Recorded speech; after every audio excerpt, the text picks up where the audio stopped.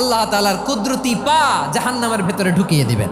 জাহান্নামের সবচাইতে হালকা আযাব হলো ওই ব্যক্তির আযাব যার পায়ে দুটো জাহান্নামের আগুনের জুতা পুড়িয়ে দেয়া হবে। ওই আগুনের উত্তাপে তার মাথার মগজগুলো ভাতের মারের মতো টপ টপ টপ টপ করে বেয়ে বেয়ে পড়বে।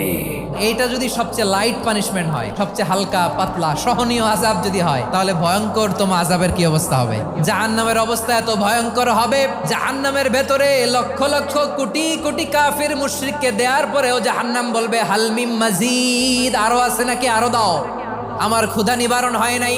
জাহান্নামে তো উত্তপ্ত হবে, জ্বলন্ত হবে, ভয়ঙ্কর হবে। জাহান্নামের এক অংশ আরেক অংশকে খেয়ে ফেলবে। আল্লাহু আকবার। জাহান্নামের রক্ষী ফেরেশতারা কি করবে তারা নিজেরাও বুঝতে পারবে না। কোনো কিছুতেই যখন জাহান্নামকে শান্ত করা যায় না, আল্লাহ তাআলা তার কুদরতি পা জাহান্নামে ঢুকিয়ে দিবেন। দেওয়ার সাথে সাথে জাহান্নাম থেকে আওয়াজ আসবে, কাত বিইজ্জাতিকা ওয়া বিকারামিকা, আল্লাহ আপনার ইজ্জতের কসম, যথেষ্ট হয়েছে, আর লাগবে না। সুবহানাল্লাহ বলেন।